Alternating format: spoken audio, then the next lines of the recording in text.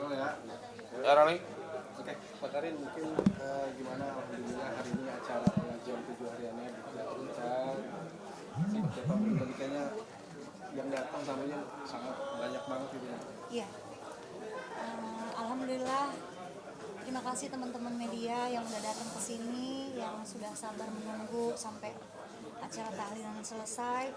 Dan hari ini tepat hari ke-7 almarhum suami, papi kami, papa kami meninggalkan kami dari dunia ini. Nggak nyangka ternyata seramai ini yang datang. Nggak nyangka ternyata banyak sekali orang-orang yang sayang sama beliau, banyak sekali orang-orang yang cinta sama Kang Epi, banyak sekali orang-orang yang mendoakan Kang Epi. Ya saya juga kaget tadi, nggak kebayang sampai seramai itu gitu. Tapi alhamdulillah ada aja, semuanya dipermudahkan, semuanya dilancarkan. Tadi rangkaian acara sendiri doa tahlil gitu. Iya, rangkaiannya tadi seperti yang kita lihat tadi, ada doa, tahlil, ada ya sambutan sedikit dari anak-anaknya almarhum, Adi, Akodra, Q, khususnya untuk warga di sekitar sini, karena memang kita nggak tinggal di rumah ini. Pulang ke rumah ini ternyata kemarin membawa ternyata hari terakhirnya beliau, membawa jenazahnya pulang ke sini, yang seharusnya tadi kita akan tinggal di sini bareng-bareng menikmati sisa-sisa hidup kita, mungkin sisa-sisa di masa tua, pengen di sini, tapi ternyata pulangnya dengan keadaan seperti itu. Tapi ya sudah lama, Allah sudah menggariskan harus seperti ini, ya semuanya harus dijalani, harus terima, harus ikhlas. 7 hari ini melewati, selama 7 hari ini sama anak-anak. Iya, nggak tahu ya. Selama 7 hari ini kita tuh jarang ketemu ya, semuanya sibuk gitu. Jadi kayak Kang Epi tuh almarhum tuh kayak udah mengatur semuanya. Nanti pokoknya kalau papi kalau pergi kalian harus bareng-bareng. Adi, AA, Q, kalian harus bersatu, harus, bukan berarti kita ada permasalahan ya, karena memang kesibukan gitu. Tapi kita jadi lebih hangat, kita jadi lebih dekat, kita jadi teman curhat, apa-apa kita pasti sharing, ini gini, ini gini, ini gini gitu. Jadi ya artinya kita makin bersatu sejak kepergian papi, ya makanya di situ. Mungkin menegakkan satu sama lain seperti apa sih di hari ke-7 ini, selain saling support satu sama lain, apa cara-cara paling mungkin agar Yang pastinya kalau ini anak, wah tegar sekali nih, ya Adi, AA, Kodrat, saat di rumah sakit, saat beliau menghembuskan nafas terakhir, saat sakaratul maut juga kita ada di situ melihat. Ini mereka benar-benar luar biasa, tegar sekali, jauh banget dengan saya yang bisanya cuma nangis, bahkan sampai hari ini juga nangis saja kerjaannya, masih kayak mimpi gitu. Ya mereka sangat mendukung dari hari pertama sampai hari ke-7 ini, setiap hari ke makam, ziarah ke makam beliau, karena pengen setiap hari, karena kan katanya kalau sebelum beberapa hari gitu dia masih melihat kita, jadi dia melihat siapa aja orang yang sayang, yang datang nengok dia gitu. Dan ya kangen aja, makanya kalau misalnya ini besok kita ke makam, jadi udah tahu nih kita berangkat bareng ke sana nengok, saling support. Karena ini Mbak Karina yang meneruskan, mungkin bisa membesarkan anak, juga menjadi komando lah di keluarga ini. Seperti apa sih mungkin udah menitik lagi sampai ke depannya gitu, supaya juga anak-anak bisa terus berjalan beriringan bareng gitu, tanpa ada tidak diinginkan atau apa seperti itu. Jadi mengalir aja, tidak ada persiapan yang bagaimana. Ya harapannya mudah-mudahan kita diberikan kesehatan semua, saya juga sehat, anak-anak sehat, biar kita bisa melanjutkan kehidupan ini ke depan. Eh, Apalagi kemarin saya dengar cerita ternyata almarhum itu sempat menangis karena ada bunda yang memang dekat sama kita. Jadi saat itu dia datang ke warung, di warung itu rame sekali, rame banget tuh sampai orang ngantri gitu. Nah dari kejauhan dia itu menangis sambil melihat gitu, melihat situasi di warung. Dia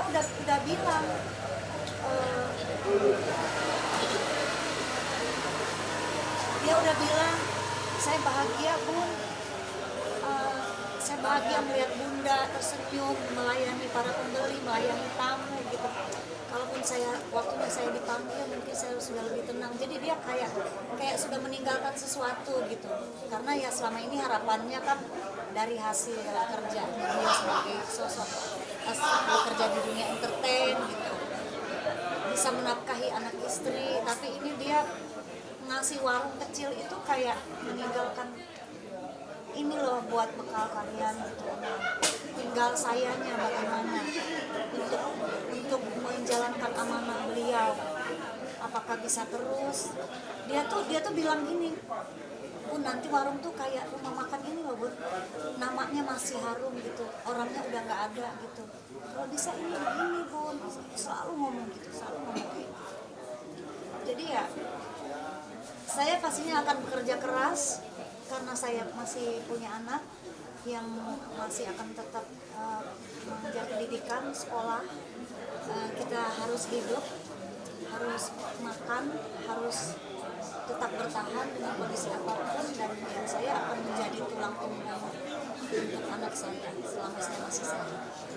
Sejauh mana sih persiapkan masa depan masing-masingnya? Kalau sekolahnya sendiri, tadi mungkin memiliki yang sama dengan dia, jadi sutradara main film dunia seniman. Sejauh mana sih mungkin persiapan untuk masa depan masing-masing? Persiapan dari saya atau dari Kang Epi? Dari Kang Epi sendiri, persiapkan masa depan masing-masing sendiri. Persiapannya pastinya ya kalau dia tuh apa ya, orangnya tuh nggak mikirin nabung, nggak mikirin apa, berjalan aja gitu. Ya alhamdulillahnya kita dengan dua karakter yang berbeda. Jadi saya pada saat beliau masih ada, kita berusaha semaksimal mungkin ya pastinya menyisihkan sedikit rezeki, karena kan kita nggak akan sehat terus, nggak akan dikasih rezeki terus. Jadi memanage apa yang dulu sudah kita dapat untuk bisa dibagi gitu. Sudah dibekali ya dengan rezeki yang kami dapat gitu. Dia bilang mudah-mudahan saya sehat, kalau bisa sekolah setinggi-tingginya gitu. Ya sudah kita bicarakan sih, sudah kita bicarakan. Berarti mungkin bisa dilurusin ya, mungkin kan selama beberapa belakangan terakhir kemarin publik, netizen gitu banyak yang mereka masalah wasiat itu yang kok almarhum minta dimakamin di Garut, kok malah di sini gitu. Nah ini biar mungkin ceritanya dilurusin supaya tidak menimbulkan kejadian. Saya sama Kang Epi itu kita kenalan dari tahun 2003, pacaran, ketemu dari pacaran sampai akhirnya kita dipisahkan oleh maut. Kemarin beliau meninggal, itu kita bareng-bareng, jadi hampir 22 tahun. Jadi semua yang terjadi, semua kata-katanya, semua kita tuh udah tahu banget. Jadi kalau kita memilih memakamkan almarhum di tempat yang kita pilih sekarang, itu udah adalah keputusan yang terbaik buat kami. Kalau memang itu amanah beliau, pengen ke sana, kita akan antarkan ke sana. Kita menghormati, saya menghormati Kang Epi sebagai suami. Dia punya amanah, pengen ke tempat ibunya, ya pasti kita anterin ke sana. Tapi kan selama ini kan itulah Kang Epi ya, itulah Kang Epi. Netizen, masyarakat, ataupun media mungkin mereka tidak bisa membedakan yang mana dia ngomongnya beneran, yang mana dia lagi acting, yang mana dia lagi ngaco ngomongnya. Kan meyakinkan sekali kan kalau saya meninggal, makamkan saya di samping ibu di Garut gitu. Akhirnya kan rame. Tapi sadar nggak sih itu dia ngomongnya beneran atau gimana? Kan yang tahu kita, yang tahu kita. Artinya itulah dia aktor yang hebat gitu. Ucapannya itu sangat-sangat meyakinkan orang. Ya kalau misalnya memang itu wasiatnya dia, ya pasti saya akan antarkan ke Garut, ke makam ibunya, ke samping ibunya. Tapi ada satu momen hangat kita, itu tuh sampai beneran kamu dimakamin di Garut. Terus ntar aku ya kita ngomong berdua, ntar aku mau di sini. Kamu beneran makamin di Garut? Dimanapun aku, yang penting aku deket sama Bunda. Kamu tuh kalau berbicara tuh harus bisa meyakinkan orang, Bu. Harus ini, jangan acting itu jangan acting, itu jangan ini. Akhirnya berhasil ya dia bikin orang ini dari dialog ininya dia. Sampai awalnya juga saya juga awalnya sampai kaget, beneran nih. Ya itulah apa yang diucapkan dia itu ya berarti berhasil ya. Berhasil. Kalau memang itu wasiat, begitu dari rumah sakit memang itu wasiat karena kami sangat mencintai beliau, sangat menghormati. Pasti pada saat dinyatakan beliau meninggal, saya akan langsung pesan ambulan untuk mengantarkan ke Garut, memakamkan di samping ibu. Bisa dibilang acting yang akhirnya viral gitu ya. Akhirnya netizen percaya terhadap Itu berawal dari sebuah ini Mas, project film. Itu kan dia main di project film dan itu pun statement itu pun baru keluarnya. Itu tuh candaan kita di mobil. Itu kan memang ada dialognya. Kalau saya meninggal, tolong makamkan saya di kampung saya di ini. Kan dia aktor. Nanti mungkin adik yang bisa menjelaskan itu bagaimana. Itu tuh ada Q&A pada saat mungkin tahu film Selepas Tahlil waktu itu. Jadi ada Q&A, pendapat kamu sebagai aktor, sebagai karakter, pendapat kamu sebagai Epy Kusnandar. Wasiat apa yang ingin kamu sampaikan ke anakmu, ke keluargamu atau ke apa?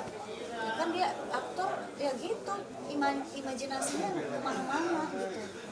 Jadi ya selama ini ribut, istri durhaka, istri tidak ini kan suami ini saya cuma diem ya udahlah. Kalian yang hanya melihat dari sosial media yang taunya itu ya udah apa-apa. Hanya kami aja yang tahu. Mungkin Adi bisa ngejelasin kenapa apa-apa bisa begitu.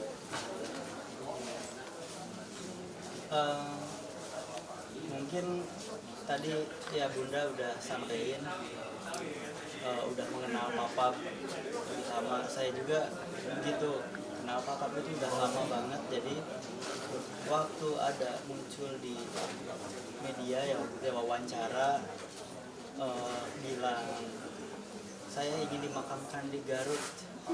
Nah itu kan tepat emang sedang promo film tersebut. Dan sebelumnya nggak pernah ada ucapan seperti itu. Itu saya langsung ngeh, oh ini lagi karakternya tokoh itu, tokoh yang lagi didalami. Biar ketika promo itu lagi yang terucap, akhirnya tersebarlah ke semua media. Nah maksudnya kan yang saya tahu kalau di rumah kalau lagi ngobrol Papa itu kan orang yang jarang ngobrol, jarang mengungkapkan keinginannya gitu ya, jarang mengungkapkan ke orang lain maunya apa. Kadang-kadang kan mau dia Papa itu bergerak sendiri kalau mau apa. Jadi ketika ada momen kayak gini itu selalu memanfaatkan prosesnya dia selama berakting. Misalkan dia berperan sebagai apa gitu. Nah, akhirnya selalu ke bawah dan direlatekan dengan kehidupannya. Jadi ya nggak salah juga lah kalau ngomong gitu kan. Jadi padahal dimanapun kalau ngedengar dari cerita bunda mau dimanapun ya nggak masalah gitu ya, malah bisa dekat sama keluarga lebih baik. Jadi waktu lihat ada itu saya biasa aja gitu, jadi Iya. bukan menangkap itu sebagai wah ini wasiat ini Karena udah harus tahu. didengerin, karena tahu sehari-harinya kayak gimana. Makanya kalau pas ketemu secara langsung itu tuh udah nggak ada obrolan apa-apa lagi. Dan bukan orang yang keras kepala kalau itu harus di sana dan ini nggak seperti itu. Jadi apa ya, dan apa juga sikap ke anak-anaknya, ke bunda juga ya udah itu kan ini udah panggung adalah apa namanya, dunia adalah permainan senda gurau, selalu mengucapkan Ada itu, katanya di mana kitab apa permainan dan permainan senda senda gurau. Jadi ya udah hidup sehari-hari dengan Iya. realitas itu.